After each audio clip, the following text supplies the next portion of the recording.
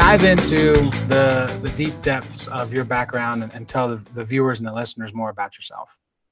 Yeah, so I was at Appalachian State University down in Boone, North Carolina for the past 4 years, where I served as a practice player for the field hockey team, which is where I got to basically show up to practice every day and do the same things the girls did.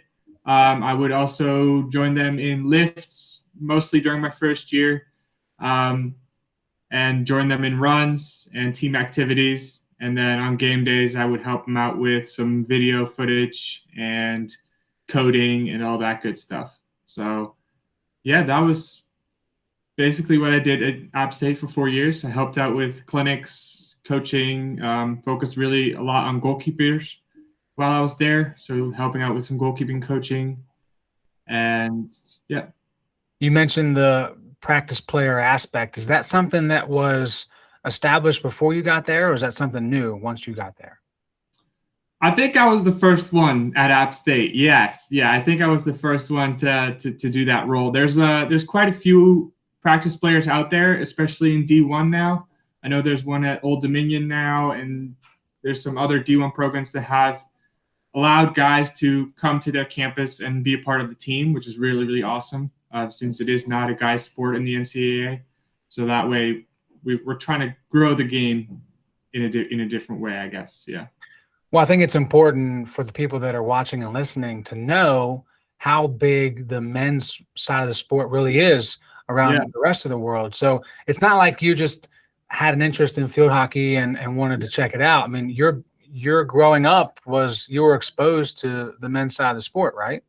Absolutely. So I grew up in the Netherlands for most of my life up until 2013 is when we moved to North Carolina.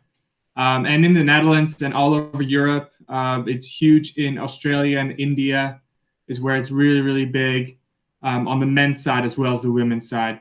So I think that in the Netherlands, the women still had a little edge on the men's in amount of numbers, but definitely more even out. I would say it's probably about 60 to 40%. So instead of it here being like 99-1, it's in the Netherlands, it was more like 60-40. So there were a lot of guys playing.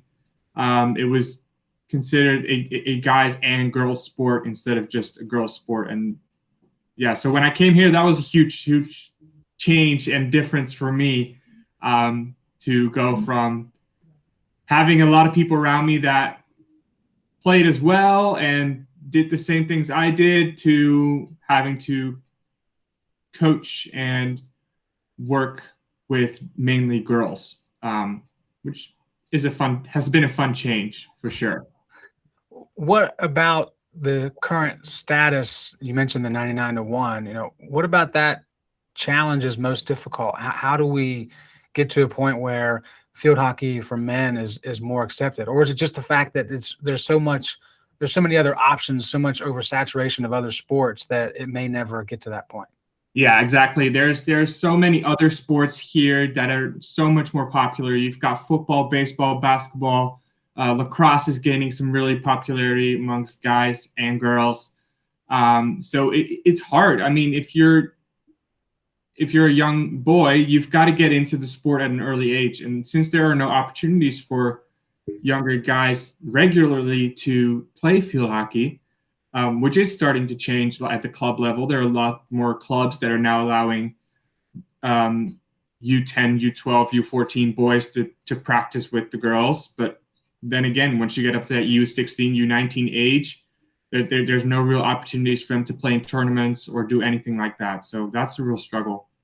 Coach Steele has the resume to back everything up that she says and does. Is there, again, because you're so inundated with the field hockey world, you might have a different emotional feeling towards this than others, but was there a sense of, I'm about to coach with Enza Steele? Was there ever that because of her status amongst the field hockey world? Yeah, so I heard a lot of great things about her before I came in and before I even applied. So I mentioned to a couple people like, oh, I put in an application for Lynchburg, and they're like, oh my God, you're gonna love Enza. She's gonna be so great. She's amazing. and all that kinds of stuff. So that really, it did intimidate me at some point, where it was like, wow, like she really knows what she's doing. She's got what, 20 ODAC championships in her 40 years. I mean, that is unprecedented, and it's really, really amazing. So I was really excited to get that opportunity to learn from someone that has been so dominant in our sport and in our area, that it was a huge change from what I had at App State and previous coaching positions. So it's been a really nice change of pace, and also a change of scenery that just really helped me kind of, feel at home as well. So it's great. Yeah. What do you feel like so far? I know it's early in this process, but Yeah. what do you feel like is the biggest thing you've learned already from her, whether it's field hockey related or just life related? That's a great question. I think the biggest thing I've learned is just how things work. Because I've never been in that true NCAA coaching position. I've seen some of the background stuff. I saw some of it at Appalachian State, but not a lot, because I still was kind of a player instead of a coach. So it's been that, behind the scenes aspect of being a college coach that has been really eye-opening for me, and all the different tasks and things we have to do in order for just practice to be ready.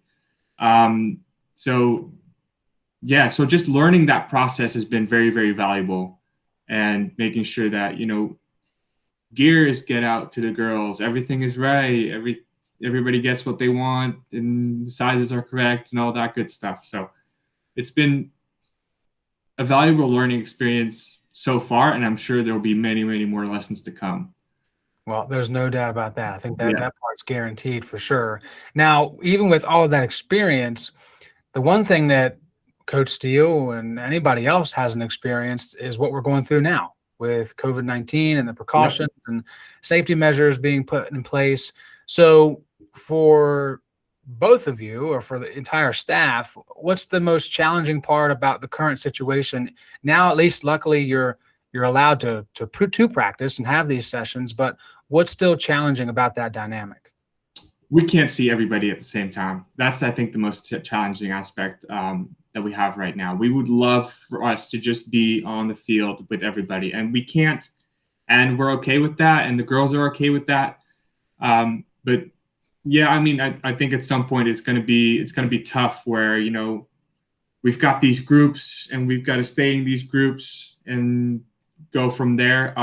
So I think we're working on trying to maybe mix up those groups a little bit, so that people can see other people on the team every week, which would be nice.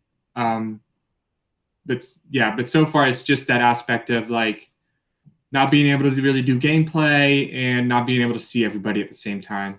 Like, they see each other on campus, and they see each other on their social medias and all that good stuff, and team meetings online, but it's different than being face to face and being in that team dynamic all together on the field.